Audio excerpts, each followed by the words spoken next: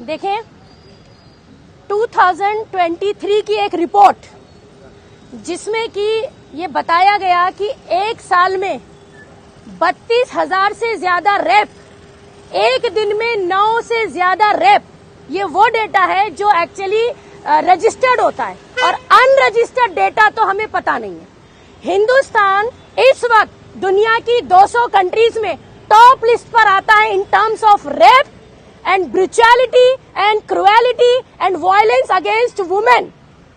एक ऐसी कंट्री जिसका डेटा टॉप पे आता है औरतों के खिलाफ तशद्दुद में, दुनिया की एक वाहिद कंट्री जो औरत अगर 4 बर्तन न लाए, एक स्कूटर न लाए तो उसे जिंदा जला दिया जाता है।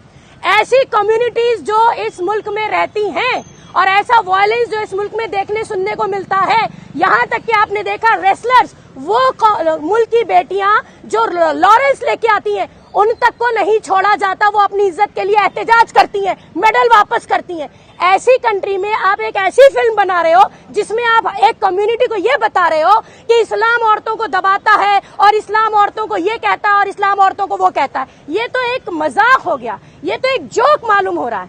क्योंकि हिंदुस्तान की सरजमीन पे खड़े होके औरत की प्रोटेक्शन की अगर आप बात कर रहे हो और कुरान से आयतें कोट कर रहे हो तो ये सरासर एक जिसे कहते हैं कि बहुतान तराशी है, फेक और फॉल्स प्रोपोगेशन है। यानी कि आज सेंसर बोर्ड भी नहीं बचा सैफ्रोनाइज्ड होने से, चूंकि पिछले 10 साल से एक बहुत गंदी आइडियोलॉजी पावर में बैठी हुई है। उसी पावर का नतीजा है कि डिफरेंट प्लेटफॉर्म्स और डिफरेंट इंस्टीट्यूशंस अपना हेट और अपना एजेंडा जो है वो इस तरीके से फैला रहे हैं। और एक चीज शर्म की बात यह है कि सेंसर बोर्ड और बॉलीवुड के पास आज एजेंडा नहीं रह गया। किसी कम्युनिटी को मतलब कहते हैं झूठ बोलकर या किसी कम्युनिटी पे इल्जाम लगाकर आज आप पैसा कमाओगे, आप इतने बेईमान हो गए हो।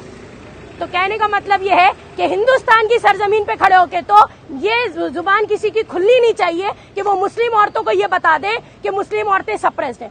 दुनिया देखा जाता है कि मुसलमानों को ही फिल्मों में आतंकवादी बताया जाता है, ये एक एजेंडा है, गंदा बताया जाता है। जी तो जी, इस पर आज तक एक्शन क्यों नहीं है? मैं बता रही हूँ क्योंकि हम सबसे बड़े पीसफुल, ठीक है, हम रिएक्शन नहीं शो करते, हम कहीं निकल के शोर नहीं मचाते। हमारी अब आप इसको कहिए एक्चुअली पीसफुल होना हमारी एक खूबी है।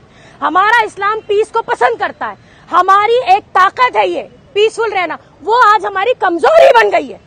ऐसा लगने लगा है डिफरेंट इंस्टीट्यूशंस को। मैं पूछती हूँ रेवन्ना पे फिल्म क्यों नहीं बनती, ब्रिजभूषण के ऊपर फिल्म क्यों नहीं बनती, बिल्किस के 11 आरोप रेपिस्ट पे फिल्म क्यों नहीं बनती, आसिफा के रेपिस्ट पे फिल्म क्यों नहीं बनती, लिव इन रिलेशनशिप में जो लड़कियां काटी जाती उन पे फिल्म क्यों नहीं बनती, डॉरी के नाम पे लड़कियां जलाई जाती उस पे फिल्म क्यों नहीं बनती। बॉलीवुड वाले मुझसे कांटेक्ट करें, डायरेक्टर प्रोड्यूसर्स, मैं उनको बहुत सारी स्टोरीज दे दूंगी। हम बराबर एहतजाज करेंगे। अब हम एहतजाज पे एक्चुअली उतर आए क्योंकि now it's enough and enough.